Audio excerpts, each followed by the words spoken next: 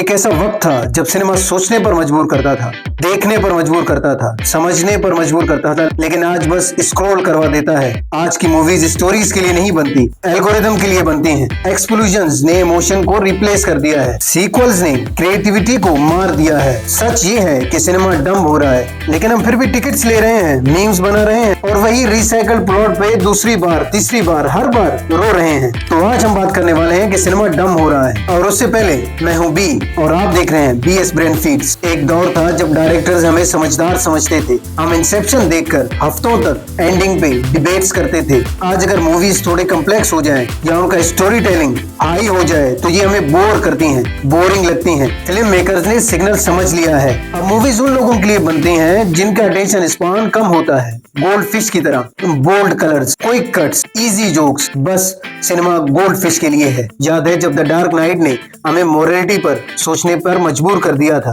अब हमारे पास fast and furious 9 है जहां कार्स स्पेस में उड़ रहे हैं क्योंकि अपेरेंटली ग्रेविटी भी उनकी एनिमी थी। पहले सीक्वल्स एक रिवार्ड हुआ करते थे, अब वो एक बिजनेस प्लान की तरह काम करते हैं। Marvel, DC, fast and furious, Jurassic world सब एक इन्फिनिट कंटेंट लूप में चल रहे हैं। स्टोरी खत्म हो या ना हो, अगर मूवीज ने पैसा कमाया है तो फिर प्रीक्वल्स, स्पिन ऑफ और बेबी वर्जन्स गारंटीड होते हैं। सिनेमा अब क्रिएटिविटी के लिए नहीं, कंटिन्यूटी के लिए बनता है। कैरेक्टर्स मारे नहीं जाते, मल्टीवर्स में वापस आ जाते हैं। विलन्स हारते नहीं हैं, उन्हें रिडेम्पशन आर्क मिलता है और एक सोलो मूवी भी मिलती है। ये स्टोरी टेलिंग नहीं है, ये स्टोरी मिल्किंग है और हम वही मिल्क शेक खरीद रहे हैं। अगर हम इसको दूसरे एंगल से देखें तो डम मूवीज फन भी होती हैं। कभी कभी दिमाग बंद कर देना भी जरूरी होता है, लेकिन प्रॉब्लम तब होती है जब हर मूवी डम बन जाए। अब हर फिल्म में एक्सप्लोजन, स्लो मोशंस और लेंस फ्लेयर्स होते हैं। लगता है जितना लाउड होगा उतना ही स्मार्ट लगेगा। ट्रांसफॉर्मर्स ने प्रूव कर दिया अगर रोबोट्स काफी शोर मचाएं तो कोई बुरी राइटिंग सुन ही नहीं सकता। और फास्ट एंड फ्यूरियस, शुरू में लोग DVD प्लेयर चुरा रहे थे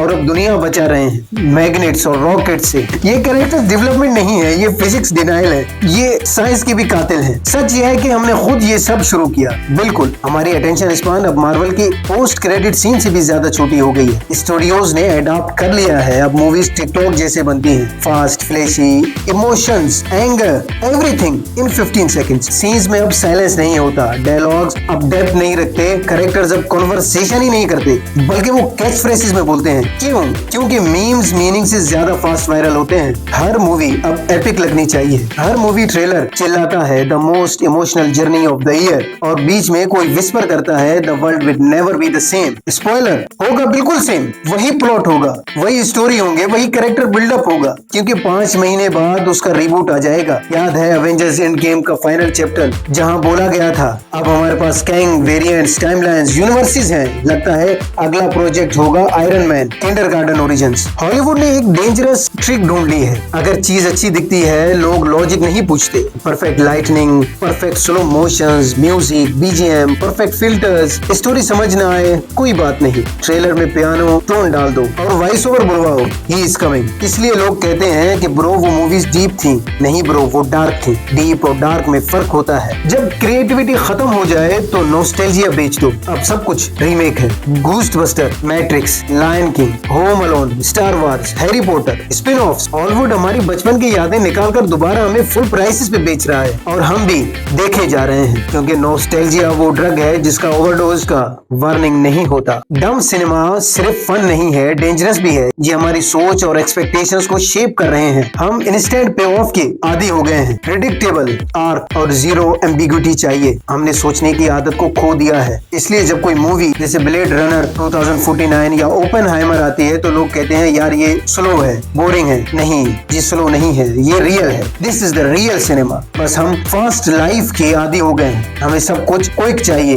एक कूजे में बंद करके हमें पिला देना चाहिए। हम ये चाहते हैं कि जो भी मिले जल्दी मिले, जो भी मजा आए जल्दी आए। सच तो ये है सिर्फ हॉलीवुड नहीं, हम भी गिल्टी हैं। हम टॉप 10 एक्सप्लोसिव मोमेंट्स क्लिक करते हैं। हम CGI के बिना मूवीज स्किप कर देते हैं और जब भी कोई कॉम्प्लेक्स फिल्म आती है, हमें सिनेमा समझाने आती है, हम कहते हैं कुछ हुआ ही नहीं, कुछ समझ ही नहीं आया। और ये सारे स्टूडियोज बस डेटा फॉलो कर रहे हैं और डेटा ये कहता है जितना डम मूवी होगा उतना ही बॉक्स ऑफिस कलेक्शन ज्यादा होगा क्योंकि स्मार्ट सिनेमा ट्रेंड नहीं करता, डम सिनेमा ट्रेंड करता है। खैर फिर भी इस नॉइज के बीच कुछ लोग अभी भी सिनेमा के लिए लड़ रहे हैं। क्रिस्टोफर नोलन, ग्रेटा गेरविग, एरी एस्टर, डेनिस विलेन्यूव ये सब अभी भी कहानियों पे फोकस कर रहे हैं, क्राफ्ट पे फोकस कर रहे हैं, एल्गोरिदम पे नहीं। वो ये नहीं देख रहे कि क्या ट्रेंड कर रहा है या क्या नहीं, बल्कि वो हमें रियल सिनेमा पहुंचा रहे हैं। शायद सिनेमा मर नहीं रहा, शायद बस ये शुगर हाई पे है, यानी हमें मीठी चीज देती है। हाँ, सिनेमा डम हो रहा है, लेकिन शायद ये सिर्फ सिनेमा नहीं है, हम खुद भी हो रहे हैं। एक वर्ल्ड जहाँ हम सब कुछ फास्ट, फ्लैशी और फिल्टर्ड चाहते हैं, तो सिनेमा क्यों अलग होगा? हमें रियलिटी नहीं चाहिए, हमें डोपामाइन चाहिए, और सिनेमा हमें वही दे रहा है, the dopamine in the form of explosions, joke, sequels. तो अगली दफा जब आप कंप्लेन करें कि सिनेमा डम हो गया है, तो याद रखिए,